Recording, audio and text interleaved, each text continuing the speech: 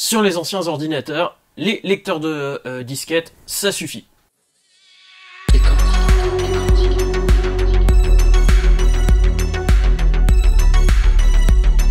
Salut à tous et bienvenue dans ce nouvel épisode de Tech Antique où l'on parle de technologies antiques et atypiques. Et pour aujourd'hui, eh bien, je vais vous parler d'une solution qui va permettre de réutiliser les ordinateurs un poil anciens.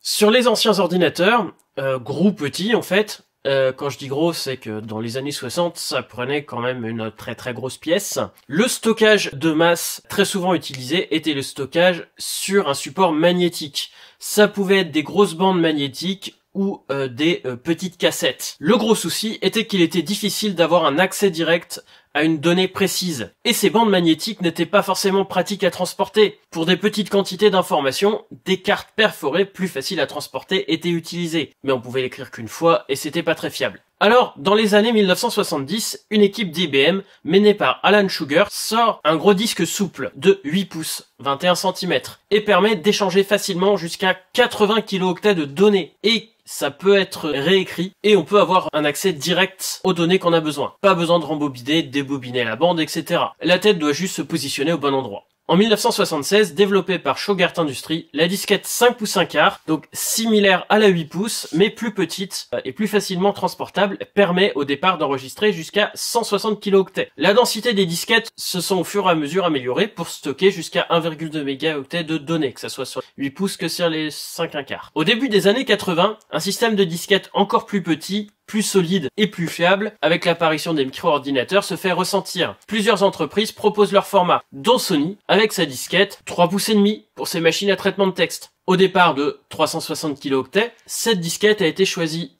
par Apple pour son nouveau Macintosh, puis par IBM pour son premier ordinateur portatif, puis pour son PS2, et les autres formats sont ensuite partis aux oubliettes. La disquette 3 pouces et demi a une durée de vie bien longue. Alors que dans les années 90, sa capacité faible de 1,44 mégaoctets devenait limitée pour les applications modernes. On avait des disquettes de 2,88, mais bon, c'était très rare. Elle restait le format pas cher. Les disques zip, par exemple, cela était beaucoup trop cher pour une utilisation de tous les jours pour tout le monde. C'était un format réinscriptible. Le CD-ROM, qui prenait de plus en plus de place dans les années 90, était en lecture seule, et les CD RW apparus à la fin des années 90, pas super pratique. On en a vu donc jusqu'à la fin des années 2000. En 2008, je devais encore donner mes codes sources à l'université sur disquette. Pour son côté pratique, donc pour des documents, des codes sources, etc. La clé USB et autres supports flash, ajoutés bien aux échanges sur réseau, internet et autres, a définitivement enterré cette pauvre disquette depuis maintenant plus de 15 ans. Son héritage reste important, et de nombreux appareils un peu anciens ont toujours des disquettes. C'est le cas de beaucoup d'appareils industriels, y compris des avions, des métros, des machines dans des usines, etc. Mais aussi des synthétiseurs et des vieux ordinateurs qui ont été prévus pour échanger des données sur disquette. Sauf que le support magnétique a une durée de vie limitée. Bon, pas si limité que ça, je peux encore lire la plupart de mes données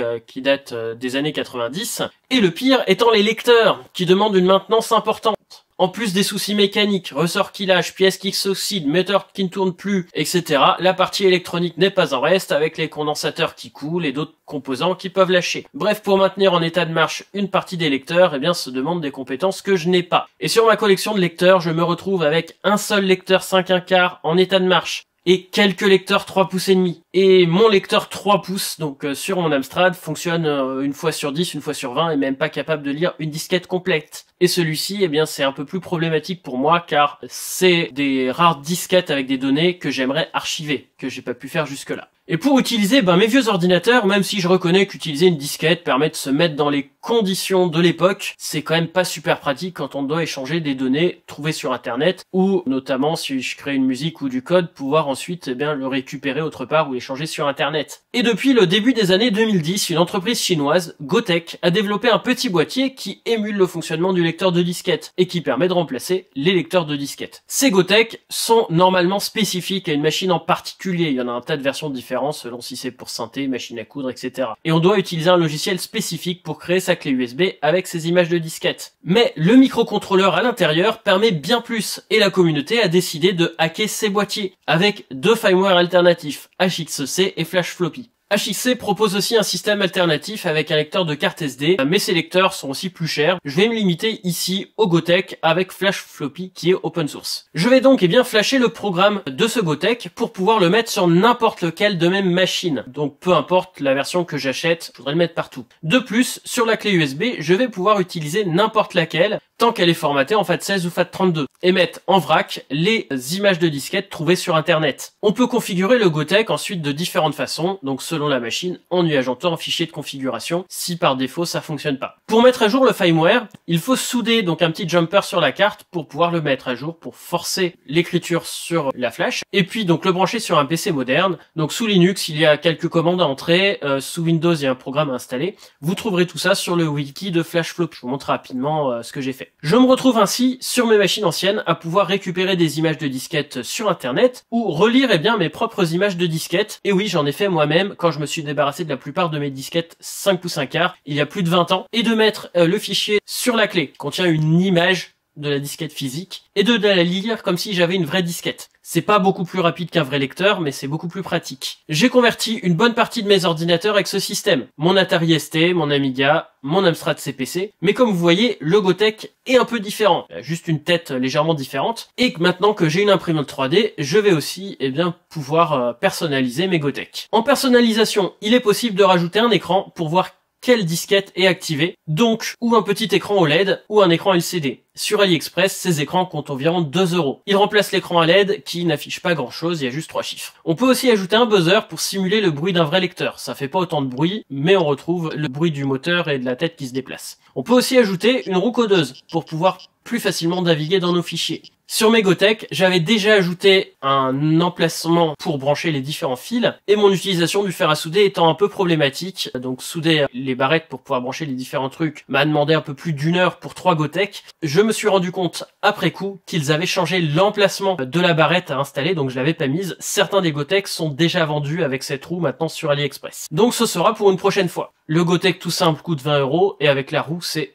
50 €. J'ai vu qu'on pouvait aussi rajouter des LED, c'est sûrement inutile mais fun, et puis si ça fait plus de trucs qui clignotent, pourquoi pas. Donc ça sera pour une prochaine fois. Enfin, pour mon PC 286, j'ai imprimé un support donc pour remplacer le boîtier standard. Donc cette fois-ci, je l'ai pas acheté tout fait. Et je vais sûrement en essayer d'autres pour les suivants. J'aimerais garder la forme un peu spéciale de mon lecteur de disquette sur mon 386. Me voici donc avec mes machines vintage qui ont un stockage de masse plus pratique et surtout qui fonctionne, puisque comme je vous ai dit, beaucoup de mes lecteurs sont HS. Ce n'est pas que je m'amuse pas avec les disquettes, mais j'y ai passé beaucoup trop de temps l'année dernière à essayer de réparer les lecteurs, et j'ai pas pu faire les vidéos que je voulais, par manque de temps. Je préfère donc me focaliser sur la recherche d'informations, pour de futures vidéos, et utiliser enfin ces machines, plutôt que de passer des dizaines, voire des centaines d'heures sur des réparations de lecteurs de disquettes qui n'aboutissent pas toujours. Ici, si ça vous intéresse de faire comme moi, j'ai un petit bon de réduction sur AliExpress pour acheter des Gotek, avec des liens sur les boîtiers Gotek, mais aussi sur les accessoires. Ils sont aussi disponibles sur d'autres plateformes. On peut aussi les acheter déjà modifiés, déjà personnalisés. Donc ce que j'ai fait sur mes 3 premiers, sur le ST, l'Amiga et le CPC 6128.